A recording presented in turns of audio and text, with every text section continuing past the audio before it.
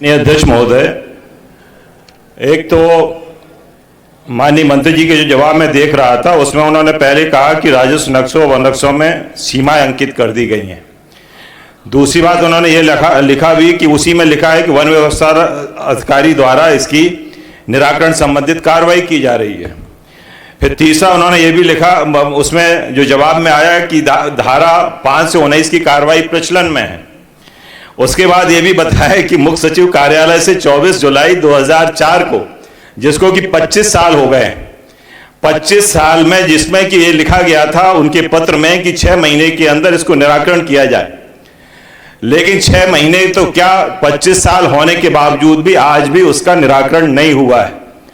उसमें PS revenue, PS forest को उसको निगरानी के लिए भी उस पत्र में लिखा था और उसमें यह बोला गया था कि 2 महीने के अंदर समीक्षा करें और यदि इसमें जो भी दोषी हो उनके विरुद्ध कार्रवाई करें। उस पत्र का भी हवाला दिया गया है। इसमें यह भी लिखा गया है कि कार्य अत्यंत जटिल और विस्तृत रूप से होने से समय लगता है। अब मेरा यह कहना है कि इधर आप कह रहे हो कि नक्शे में हमने हरी लाइन भी डाल दी है, चिन्हित भी कर दिया, इधर ये भी कह रहे हो प्रचलन में है, धारा 4-5 से लेके आपकी 19 की कार्रवाई प्रचलन में चल रही है, आपका सीएस का लेटर भी आप बता रहे हो। मेरा आग्रह यह है कि आज वहां पे, क्योंकि हमारे माननीय मुख्यमंत्री जी नहीं है, जब वो उच्च शिक्षा मंत्री थे तो उन्होंने एक हमें गर्ल्स कॉलेज दिया था। अब गर्ल्स कॉलेज को जो जमीन आवंटित हुई उसको भी वन विभाग ने जब बाउंड्री बनी तो उसको गिरा दिया। जब उसका संयुक्त सीमांकन किया गया तो वो 112 एकड़ जमीन राजस्व की निकली। दूसरा, वहां पे एक मेडिकल कॉलेज जो हमारे यहां पे स्वीकृत माननीय मुख्यमंत्री जी ने किया, उसके लिए जो जमीन कलेक्टर ने आवंटित की, उस जमीन को भी उसमें आपत्ति लगा दी कि यहां पे मेडिकल कॉलेज नहीं बन सकता है क्योंकि ये फॉरेस्ट की जमीन है।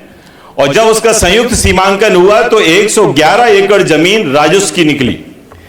आपके वहां पे जो हमारी NH 39 है जो झांसी से लेके आपके यहां तक, आपके इलाहाबाद तक जाती है, आज उसके बमीठा से सतना के बीच की 4 लाइन जो रास्ता बननी चाहिए वो रुकी पड़ी है।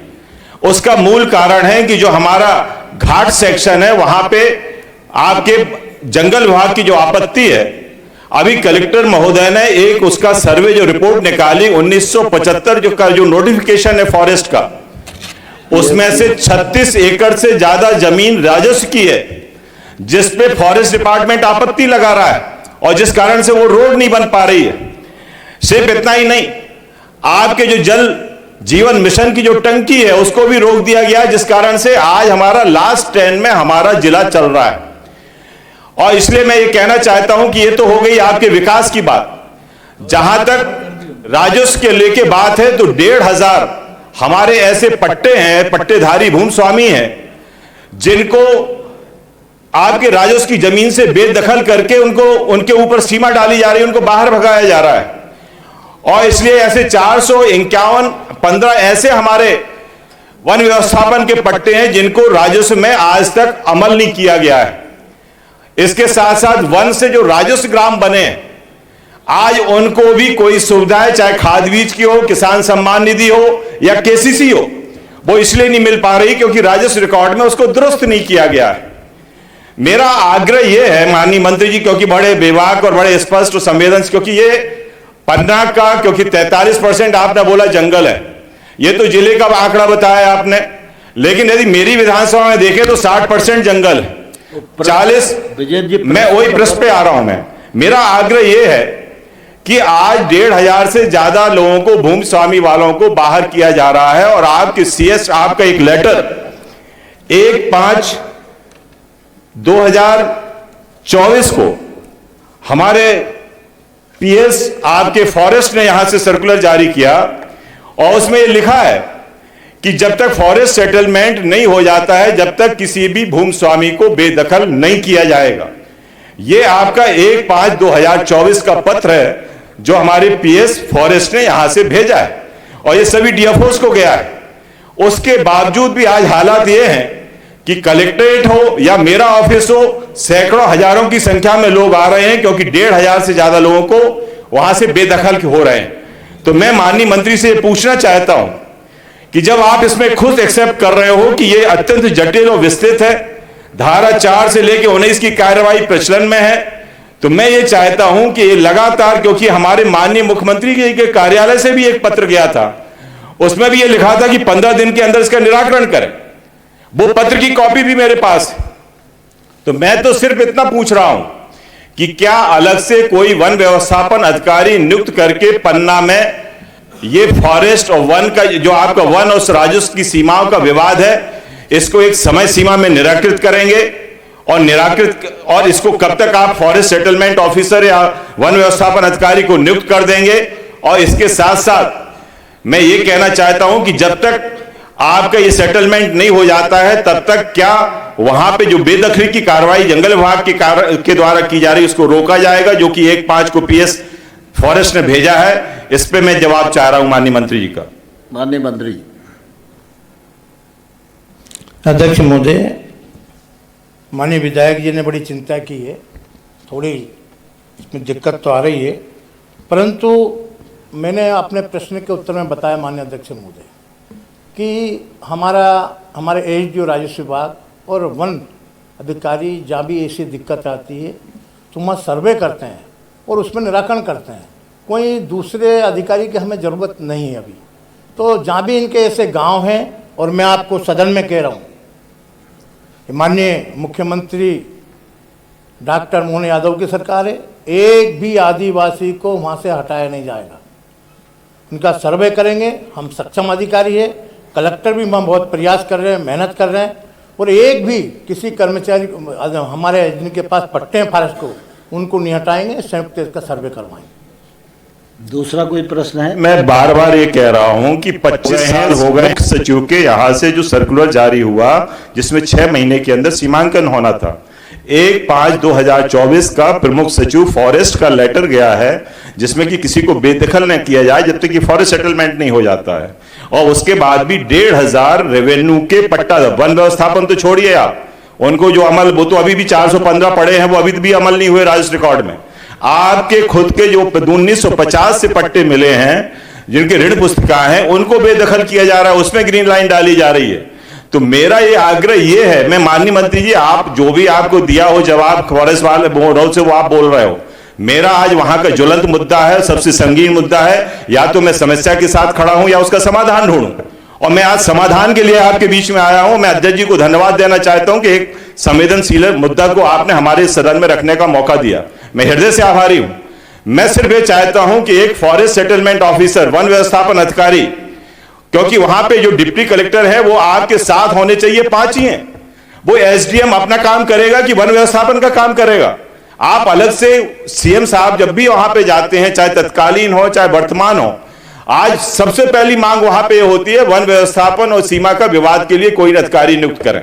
मैं आज ये घोषणा चाहता हूं कि एक वन व्यवस्थापन अधिकारी क्या वहां पे आप नियुक्त करेंगे, जिससे एक समय सीमा पे वो वन और राजस्व की सीमा का विवाद खत्म हो जाए, और जो हमारे निर्माण कार्य उसके काम रुक रहे हैं, जिसके कारण वो आपत्ति लगा रहे हैं, और वो हमारी जमीनें हैं। अभी हम बता रहे हैं कि मेडिकल कॉलेज को रोक दिया, उसके बाद 112 एकड़ जमीन मिली। आपके हमारे उच्च शिक्षा मंत्री जब हमारे CM साहब थे, उन्होंने हमें कॉलेज बिल्डिंग दी, उसकी बाउंड्री गिरा दी, उसके बाद उसको नापा गया तो 111 एकड़ जमीन निकली हमारी। तो इसमें आपको सीमांकन कराने में क्या विजय प्रताप जी, मंत्री जी कुछ कहना चाहते हैं? माननीय अध्यक्ष महोदय, माननीय सदस्य ने बताया कि अभी हमारे SDO या वन के अधिकारियों ने सर्वे किया और 100 कुछ एकड़ बता रहे थे, वो राजस्व विभाग में निकली है। ऐसे ही मैंने अभी आपके समक्ष बोला है कि कोई भी राजस्व विभाग का पट्टा जिसको दिया गया वो बेदखल नहीं होगा, उसका पट्टा नष्ट नहीं होगा। और जहाँ माननीय विधायक जी ने कहा है कि कोई दिक्कत अगर रोड बनाने की परेशानी अगर हो तो हमें आवेदन दें, हमारे अनुविभागीय अधिकारी को, DFO को 2.5 एकड़ तक का अधिकार है रास्ता देने का। और जहाँ डॉक्टर मोहन जी की सरकार में माननीय अध्यक्ष महोदय 929 वन ग्रामीण में से 827 वन ग्रामों को राजस्व विभाग में परिवर्तन कर रहे हैं, उनका पूरा डिवीजन कर रहे हैं। तो हम सरकार को चिंता है, आदिवासियों को चिंता है कि जहाँ भी ऐसे मामले हैं जहाँ वन विभाग के पट्टे दिए गए हैं उनको राजस्व विभाग में हम परिवर्तन कर रहे हैं, वो ऐसे क्षेत्रों में विकास कार्यों की कभी रोका नहीं जाएगा। माननीय अध्यक्ष, तो मैं आश्वस्त करता हूँ कि कोई भी आदिवासी का वहाँ हटाया नहीं जाएगा, ये सदन में घोषणा करता हूं। अध्यक्ष महोदय, मंत्री जी बहुत ईमानदार हैं, बहुत कड़क भी हैं और बहुत ईमानदारी से इनका काम भी चल रहा है। पर माननीय सदस्य की समस्या का निराकरण आज का नहीं है। वो सिर्फ एक बात चाहते हैं कि एक अधिकारी नियुक्त कर दें और समय सीमा में काम हो जाए। मेरा ख्याल है कि एक अधिकारी नियुक्त करने में क्या तकलीफ है? एक अधिकारी नियुक्त करना चाहिए और उनकी समस्या का निराकरण करना चाहिए और समय सीमा निर्धारित करना चाहिए। मतलब जो वहाँ पर बसे हुए लोग हैं उनको लाभ नहीं मिल रहा है, सरकार की योजनाओं का लाभ नहीं मिल रहा है। अब ये तो अपन ठीक है, हमारी सरकार है, लोक कल्याणकारी सरकार है, इसलिए समय सीमा निर्धारित करिए और हो सके तो एक अधिकारी को सुनिश्चित करिए आप। माननीय अध्यक्ष महोदय, माननीय संसदीय मंत्री जी ने कहा है, मैं वैसे तो हमारा सक्षम अधिकारी, अनुभागीय अधिकारी, और यहाँ कोई कमी नहीं है। मैंने सदन में बोला है कि कोई भी राजस्व के अंतर्गत तो सभी समाहित हैं, आपकी क्षमता पर कोई नहीं प्रश्न नहीं। माननीय अध्यक्ष महोदय, उनका सिर्फ इतना ही के कहना है आदेश कि का पालन करूंगा संसदीय मंत्री का, मगर अनुभागीय अधिकारी पूर्व से इस कार्य को कर रहे हैं और नियुक्त है, वही इस कार्य को अभी तक देखते आ रहे हैं, तो उस पर विचार करेंगे, देखेंगे। नहीं सर, मैं बार मैं माने अपने संसदीय कार्य मंत्री जी ने इतनी बढ़िया बात कही है, मैं वही चाह रहा हूं। यदि ये वर्षों का लंबे समय का यदि कोई अधिकारी नियुक्त नहीं करेंगे तो आपके सीएस का ऑर्डर 25 साल से पड़ा हुआ है। आप बेचारे, उनको किसान सम्मान निधि नहीं मिल रही है, वन से राजस्व हो गए, आपने रिकॉर्ड में अमल नहीं किया, उनको खाद बीज नहीं मिल रहा, केसीसी नहीं मिल रहा, आप उसकी बात कर रहे हैं। आपके 415 पट्टे आपके आज भी अमल नहीं हुए। आप वन से राजस्व बना ब्रजेन जी बात आ गई मुझे लगता मैं माननीय मंत्री से आश्वासन चाहता हूं कि एक अधिकारी नियुक्त करके और कम से कम उसका सीमांकन सेपरेट तरीके से कराया जाए, नहीं तो ये तो कई वर्ष बीत गए। जो संसदीय कार्य मंत्री जी कह रहे हैं वो बहुत अच्छी बात उन्होंने कही है, लेकिन अब उसकी नियुक्ति के लिए बात, हम उसी के लिए तो ध्यान आकर्षण लेके आए हैं कि हमारा वो विवाद खत्म हो। माननीय अध्यक्ष महोदय, मैंने पूर्व में निवेदन किया है।